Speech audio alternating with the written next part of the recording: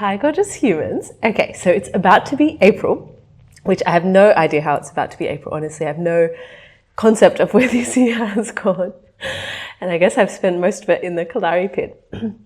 But it's April, and I thought, why not use April as just a complete reset almost, where we are all together going to build a specific type of cocoon. This is the warrior cocoon. It's a challenge for April. And I've had so many of you reach out in just curiosity, I think, about like, what is this thing about the cocoon? Like, what does that mean? What is a cocoon? Why would I need one?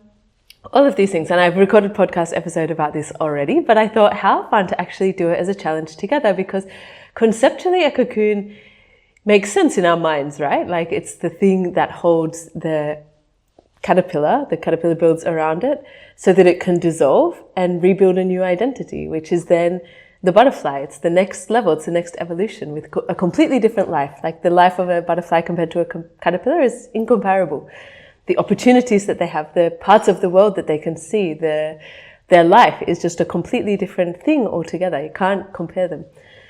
So, and I talk a lot about the cocoon because this is the work I do with my clients, because it's the work I've done myself just repeatedly in my life over and over and over again. And through each different evolution.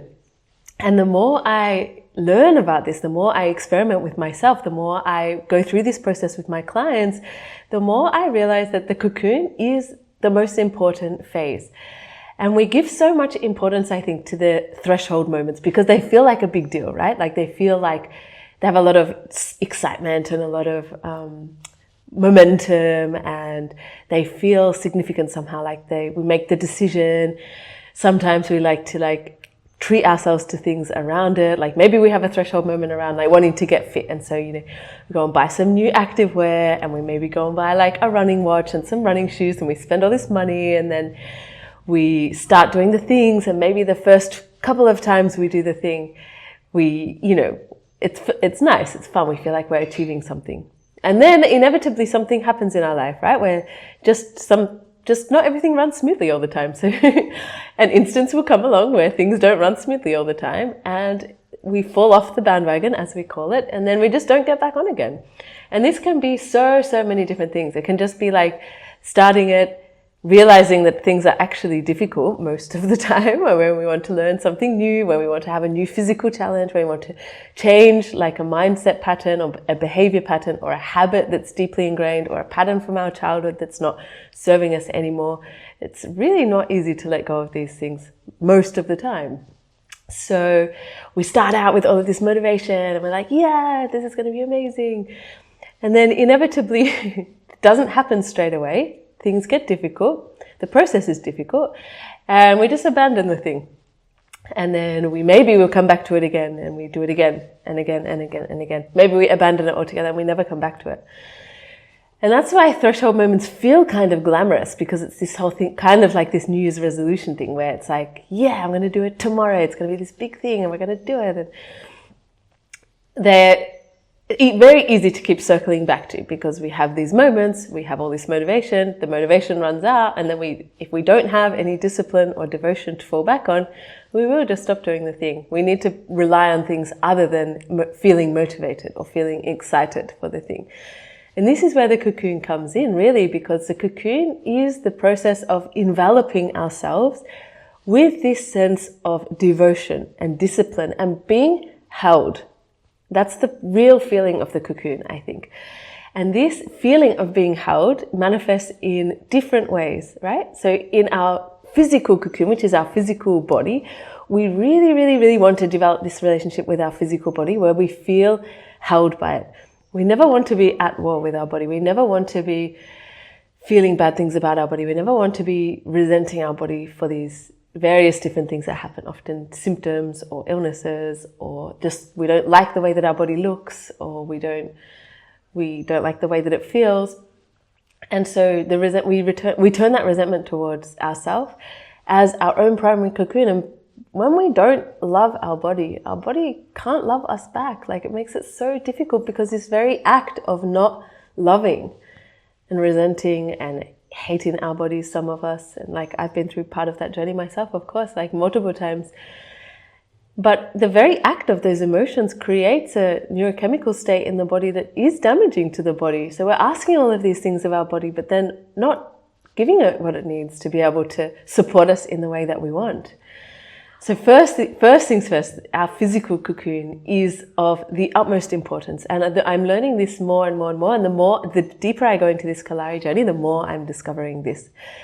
The guru is always talking about like the body being the microcosm of the macrocosm of the universe. And that if all of the answers are in our body, he says, like we can spend our whole lifetime like reading books and spirituality and philosophy and all of these things to understand the universe, to understand our soul, to understand all of these different things. But he says all of the answers are inside of us. We've just really lost the ability to know what it even means to go inside. And really, it's like an extraordinary tool to be able to connect to our physical body in this way, because it's so much more than just a physical vessel. It really is like an antenna to the universe almost, to understanding extraordinary things, to experiencing very extraordinary things.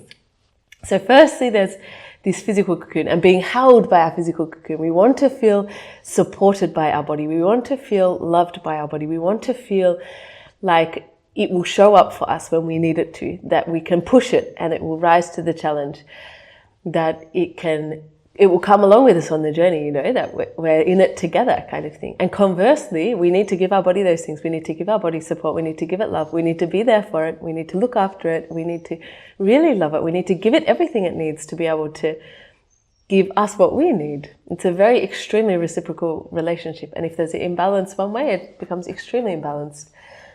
So that's the first thing. And then in general, we want to be incredibly held by a lot of other things in our life, primarily by our habits and our mindsets and our discipline, our practices, and then by our environment and the other people in our life and these kind of things. So it's almost like an outwards circle is spreading outwards. Like in the center is ourself and our physical body, and also like our mindsets and our thought patterns and our personality is kind of in the center. And then out from there, we have our habits and our behavior patterns and the things that we habitually do, which also includes our practices, right? Like our physical practices, our whatever other things that we do to support ourselves emotionally, somatically, spiritually, all of those things. And that's like an outer ring. And then the ring beyond that is like our physical environment, like our home, our job, the people in our life, like our significant relationships, our family, our close friends. And then beyond that is like our extended friends outside, extended associates and this kind of thing. And also like the news, social media, all of these things are out there as well. And this is really what makes up the cocoon that we are in. And when we have one that is very, very, very strong and very reliable and very encouraging and supportive of us, it actually makes it much, much, much easier to change and evolve and grow. Because as in like a cocoon where a caterpillar is dissolving, to really shift parts of our identity and change things about it, like really radically change things about our life and about our personality and about the way that we are and about the things that we want to do in our life, it has to be a safe enough place to let go of those things and be in this kind of interim stage where there is fragility, like it's almost like being a newborn again. And you see like wildlife documentaries and these kind of things, like when animals are just like humans especially, like we're completely useless when we're born. We can't do a single thing for ourselves. And so when we are in this phase of rebuilding and regrowing and like becoming something new, it is a delicate state where we can be easily damaged. We can be easily sent back to our old ways. We can be easily sent back to old habits. We can be easily influenced into things that we didn't necessarily want to go in that direction or be like that. So it's incredibly important, I think, and this is why I'm calling it the warrior cocoon, because why not? I'm going to apply a lot of the things that I learned from Kalari and the habits and practices also from Kalari, so you guys can also do this. But it's about having this rock solid sense of safety within all of those elements. And the ones closest to you are the most important ones. So your relationship to your body and your mind and your spirit, your soul, your spirituality. And then from there, of course, like your mindsets and your habits and the things that you do, because the things that you do become who you are. It's inevitable. And there are very, very, very specific ways that you can just track this trajectory. Like, it's not that difficult. You can see what's going to happen if you snooze your alarm every day and you're always late for work and you don't have time to prepare food in the morning and you just grab a pastry on the way to work and you get in trouble every day because you're late, and then you get an upset stomach because you just had a coffee and a pastry, and then you don't feel good, and then you come home and then your kids are playing up when you pick them up from school and you have like zero tolerance because you haven't eaten properly and you're tired and you got in trouble from your boss and all of these different things. And then you fight with your partner and like all of these different things. And it's like things just happen in our day that have a very predictable way of playing out in our day, and then the next days and the next days and the next months and the next years. And it just becomes very clear if you follow that pattern where things end up. You know, if you do that, you might get fired from your job, you know, like if you're always oversleeping your alarm and coming to work late. And if you're always eating like that, like you're not supporting what you need to eat in the morning, what you need to look after your physical body, you are going to develop all kinds of different diseases and symptoms that mean that you will feel extremely fatigued all the time. You won't have any energy. You won't be able to think clearly. You won't be able to be in a good mood. You won't be able to a lot of different things. And this spills out into every relationship in our life, like the way that we treat the shop assistant at the supermarket, the way that we treat our partner, the way that we treat our children, the way that we are with our work colleagues, the way that we can show up in our business if you're a business owner. So all of these things have consequences, and they all have different flow-on effects into different areas of our life. And there are very, very, very specific areas, I think, that have much more importance than others. There are very, very specific ones related to our physical body, like sleep, like what you eat, like how you move, like how you're regulating yourself and getting enough rest and sunlight, how we are spending enough time in nature, all of these kind of things. And they are all really non-negotiable things, I would say, in my own experience and in my experience with my clients. And then there's also things just like the attitude that you have towards things, like snoozing your alarm sends a specific signal to life, right? Because you're starting the day with a reluctance to start the day, which just sends a message that like you have no interest in your life. You would rather stay unconscious than get up and like engage in your life and be a part of it and make things happen and do things in your life. And we are matched with the frequency that we're putting out. So if that is how we start our day, like it's really difficult for life to bring us extraordinary things when we're starting the day with that kind of attitude.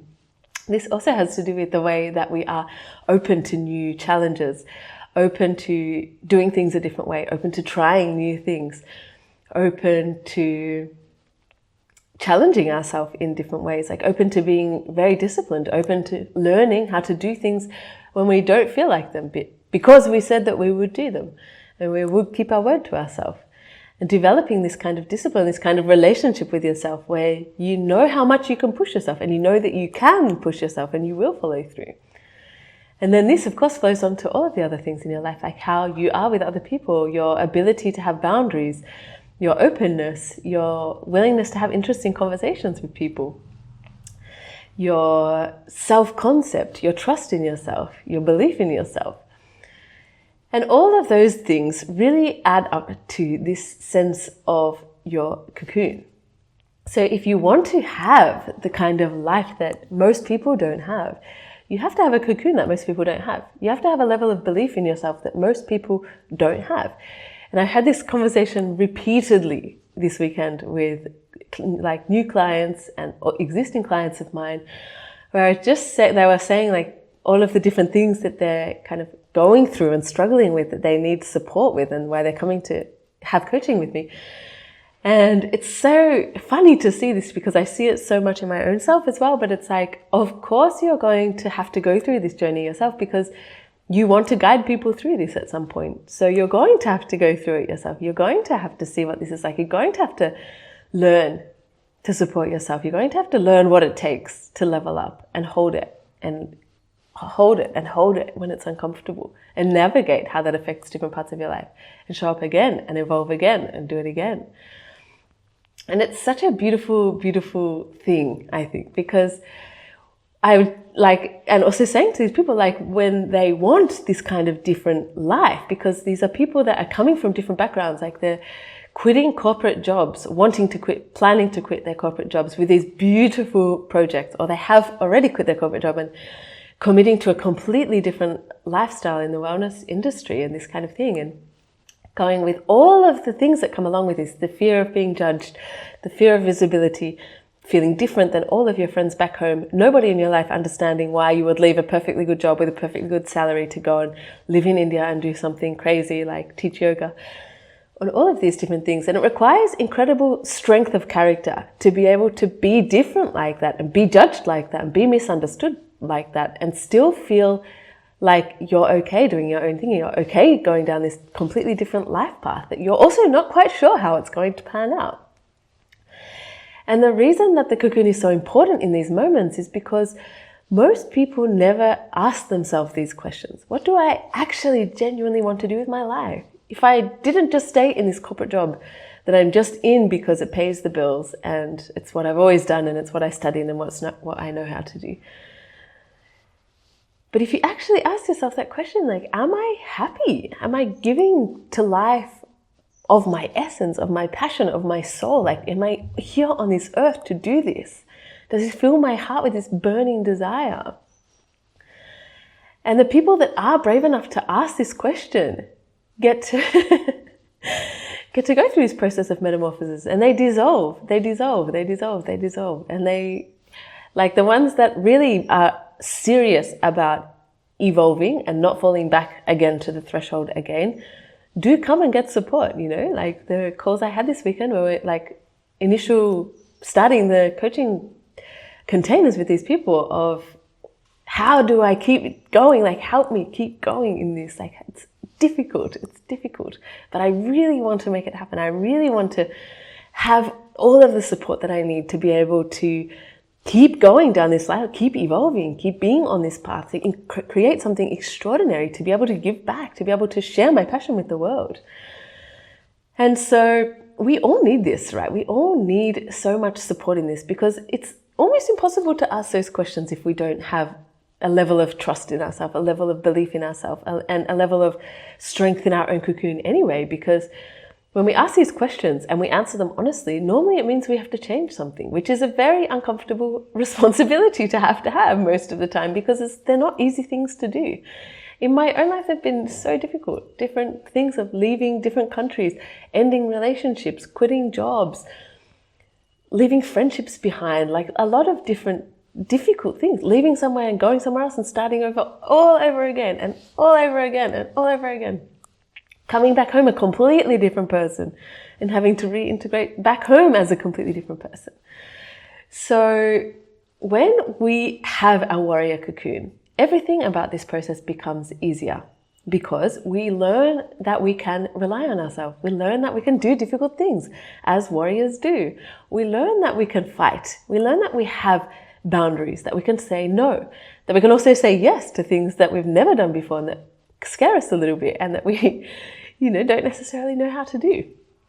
And we have the strength, we have the power, we have the capability, we have so much energy, we have strength in our body because we've built it, because we show up to these difficult things every day, because we do difficult things on purpose all the time, because we're developing laser sharp focus, because when you go into battle, if you're distracted, you die. And that's the whole thing of the warrior cocoon. This is what we're going to do together. So the nitty gritty of it is that each day I'm going to post something new, a new challenge, a new task for that day. And each day we stack them on top of each other. So on day 1, you'll do day 1. On day 2, you'll do day 1 and 2. On day 3, you'll do day 1, 2, and 3. So by the end, you've got this 30 beautiful, incredible task, habit, mindset, physical body stack of warrior traits that will change your life completely, because a warrior does things differently to somebody that's just a normal person in life. They're a completely different person. They do completely different things. They notice completely different things. They have completely different capacity. They take different risks. They show up for their life in different ways. And that's what we want. We want to all be warriors. We want to show up to our lives with this badass energy of like, yeah, I'm going to figure it out. I completely trust myself. We're good. Let's go. So that's the April challenge, the Warrior Cocoon. I'm just hosting it free on my Instagram challenge. Everyone's free to join. Message me your results, send me your photos, send me screenshots, send me messages. I'm so excited to have you along for the ride, and let's build our warrior cocoon together.